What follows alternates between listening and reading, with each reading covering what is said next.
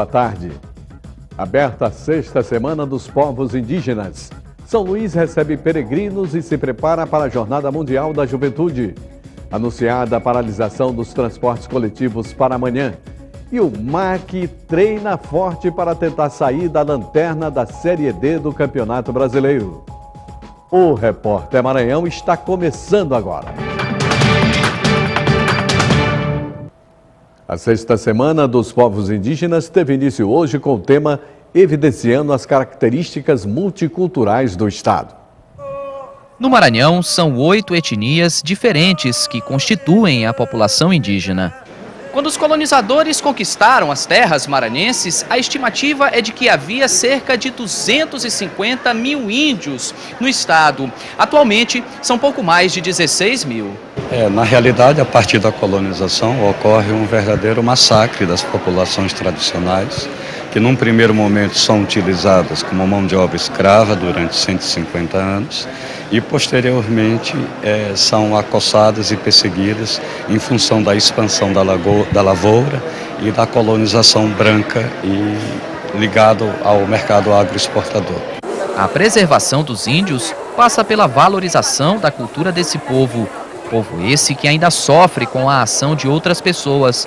O Maranhão, por exemplo, registrou no ano passado 7 casos de assassinatos, cujas vítimas foram os índios. Algumas ações são feitas para preservá-los. A partir do caos que se tinha no passado, tem um trabalho muito importante da SPI e a partir dos anos 70, 80, diversas áreas indígenas foram demarcadas. É um primeiro passo que se garanta a manutenção desses espaços e parte da cultura. Em São Luís foi organizada esta exposição que integra a Semana dos Povos Indígenas, contendo fotos e adereços. Essa semana ela visa a integração entre os povos indígenas e a divulgação da sua cultura, do seu modo de vida, do seu artesanato.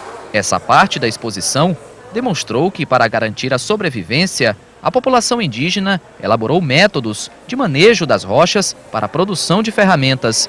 Outros elementos importantes marcam as tradições indígenas, a pintura corporal e alguns sons.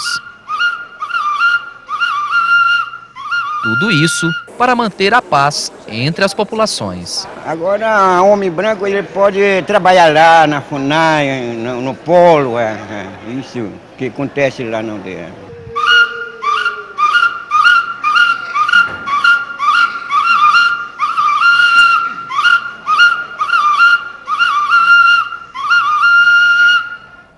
A Jornada Mundial da Juventude só terá início na próxima semana, mas diversos grupos de peregrinos já desembarcaram no Brasil.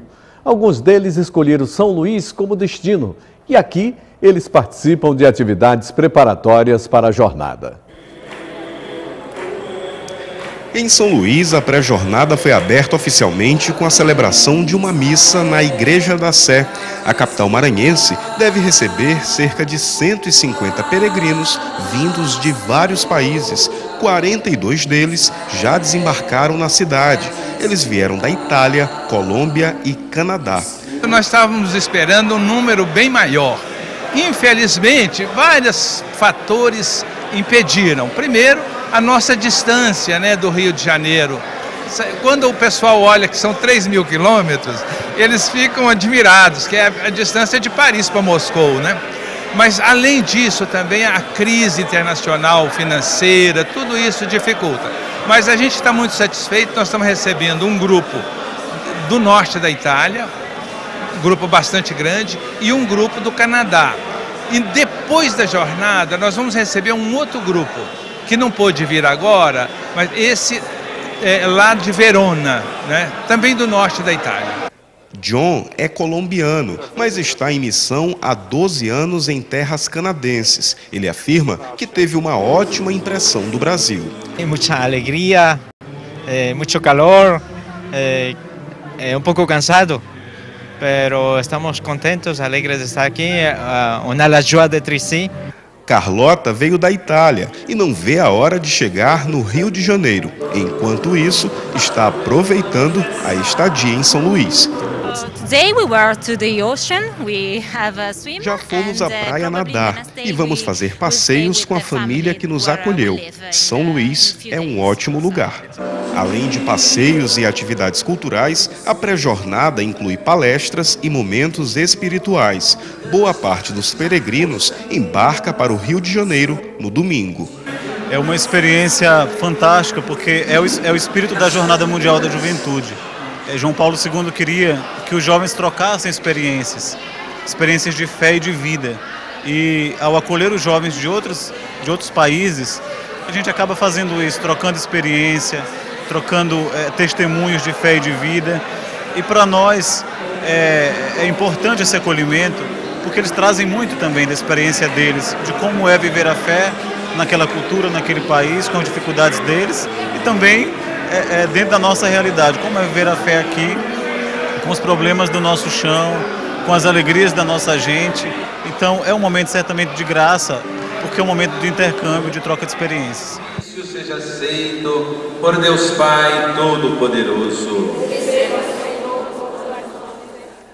A vacinação gratuita contra a hepatite foi ampliada para pessoas de até 49 anos e está disponível nos centros de saúde de São Luís, que também estão realizando testagem rápida e atendimento ambulatorial para combater a evolução da doença. Só na capital foram registrados mais de 800 casos nos últimos 2 anos. Por isso, as ações de combate à doença estão sendo intensificadas. Está marcada para amanhã uma paralisação geral de advertência dos funcionários do transporte coletivo de São Luís. Vamos ver como o Sindicato dos Empresários está se preparando. E o repórter Tiago Bastos tem mais informações. Bem, Edmilson, para falar um pouco mais sobre essa paralisação dos rodoviários programada para acontecer na capital maranhense amanhã, ao meu lado eu converso agora com o superintendente do Sindicato das Empresas de Transporte de Passageiros, o senhor Luiz Cláudio Siqueira. Qual é o posicionamento das empresas que oferecem o serviço sobre essa paralisação? Boa tarde. Boa tarde. Com relação à paralisação, o sindicato até o momento não teve um registro formal, um ofício, algum comunicado dos rodoviários.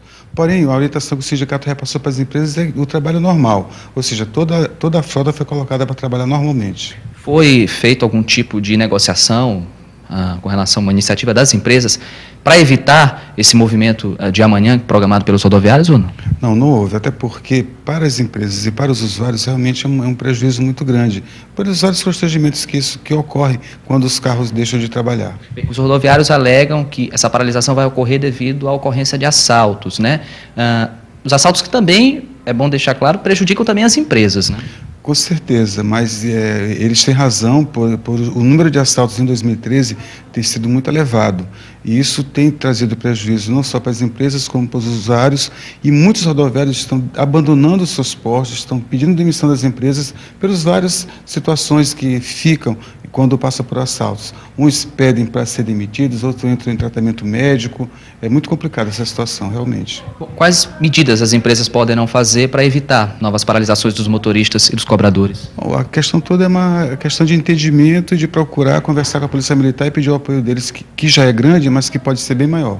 Em maio deste ano foi registrada aquela rodada de negociações entre a classe empresarial e também os motoristas e os cobradores. Por pouco não houve uma greve definitiva dos trabalhadores e na ocasião foi decidida uma espécie de auditoria nas empresas. Essa auditoria foi feita? Como é que está isso? Essa auditoria está sendo feita a comando da SMTT.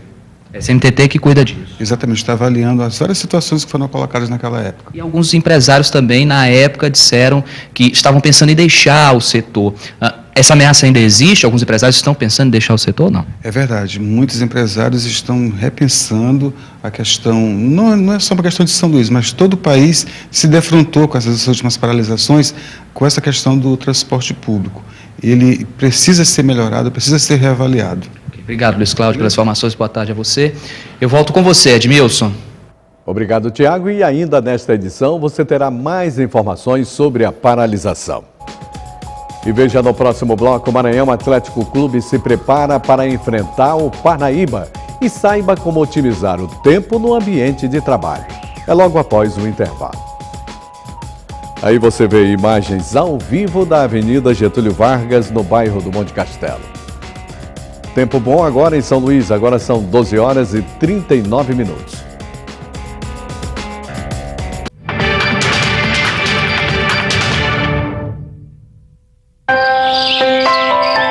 A história de ajudar os outros ciclistas a se deslocar de um lado para o outro utilizando a bicicleta começou muito de amigo para amigo. Ah, tem um amigo meu que ele sabe pedalar e, pô, ele pode te ensinar, pode te ajudar a levar você até o seu trabalho, até a faculdade, até a sua escola. O pedido ele é enviado pelo site do Bike Anjo. Um dos Bike Anjos da região entra em contato com a pessoa que fez o pedido e aí começa toda essa relação.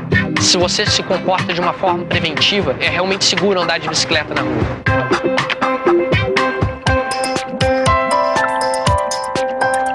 Ela traz um benefício ambiental enorme. O seu combustível é arroz com feijão, não é gasolina, não é o álcool, é a bicicleta, é o seu corpo, é você e ela simplesmente. Meu nome é Rafael Rodrigues Dias Alves Pereira, eu sou ciclista, educador ambiental e eu me locomovo de bicicleta.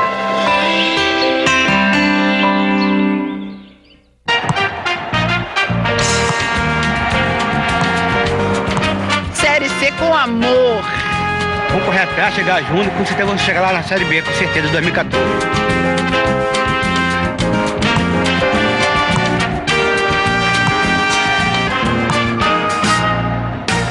C de coração. São Luís. Prefeitura e você, construindo um novo caminho.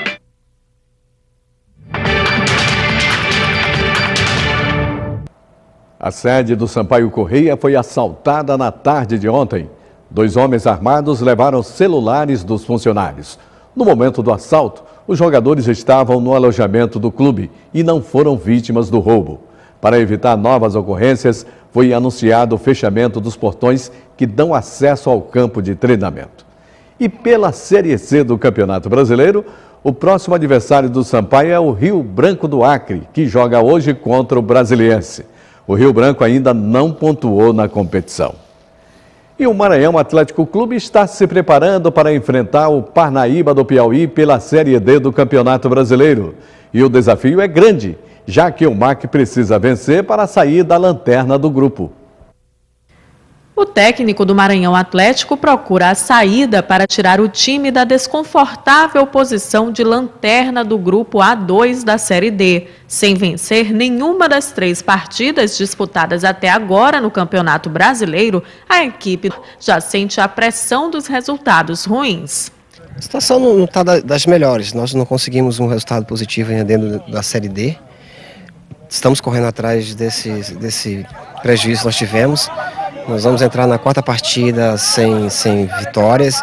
Isso aí deixa o ambiente um pouco ruim, até mesmo por resultado ser negativo. Mas a gente está buscando estar atrás, está correndo, está trabalhando.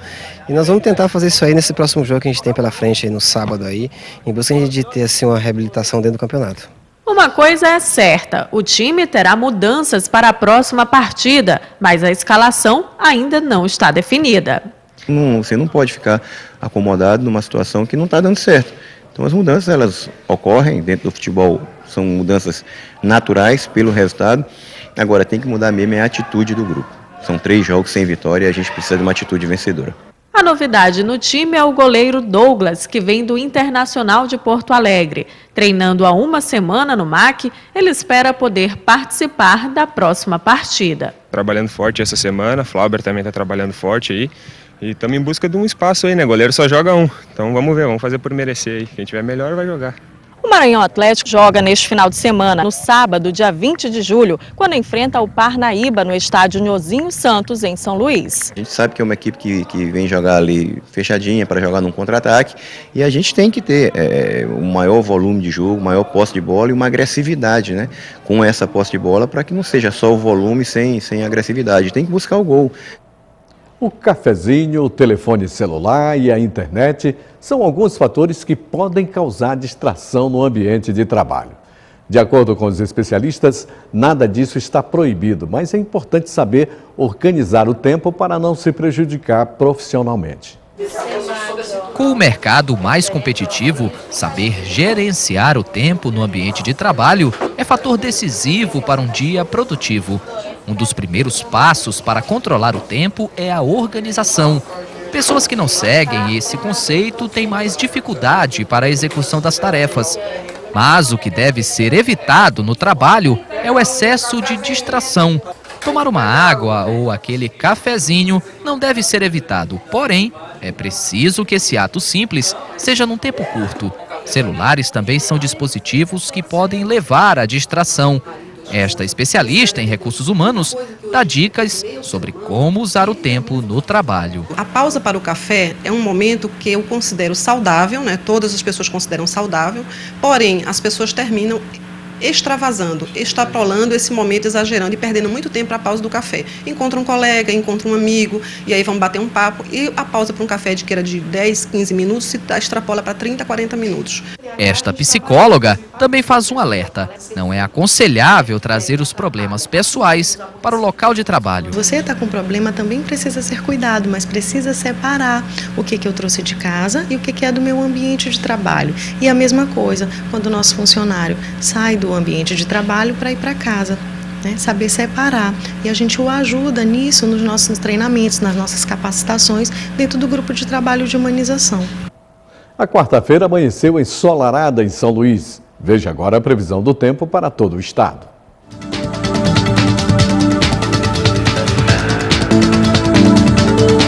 São Luís predomina nebulosidade variável com ausência de chuva. Mínima de 24 e máxima de 32 graus. Em Imperatriz, nebulosidade variável ao longo do dia, com possibilidade de formar áreas isoladas de chuva. Mínima de 22 e máxima de 35 graus. Em Caxias, predomina céu com poucas nuvens e ausência de chuva. Mínima de 24 e máxima de 36 graus. Em Balsas, predomina poucas nuvens e ausência de chuva. Mínima de 20 e máxima de 36 graus. E no próximo bloco, colônia de férias rendem dinheiro extra para monitores. E mais rodoviários explicam os motivos da paralisação marcada para amanhã. É logo após o intervalo.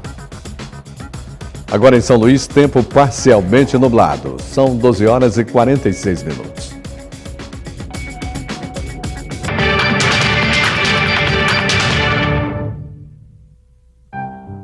No teatro, eu posso viver vários personagens, ser pessoas diferentes, mas as minhas digitais nunca mudam.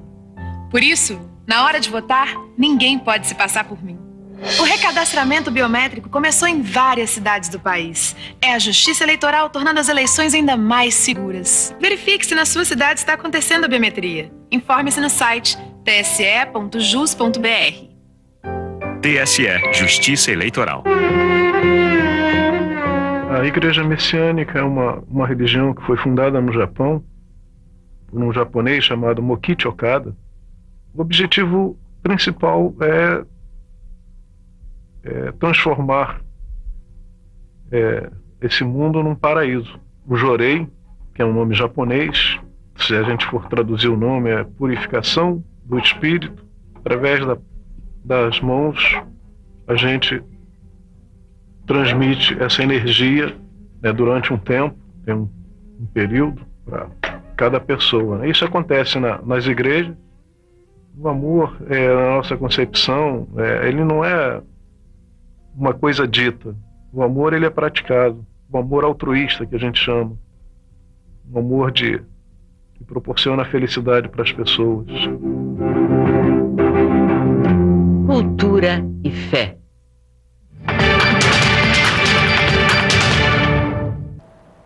E agora voltamos a falar sobre a paralisação dos rodoviários, marcada para amanhã das 8 horas até a 1 da tarde. E o repórter Tiago Macho tem mais informações.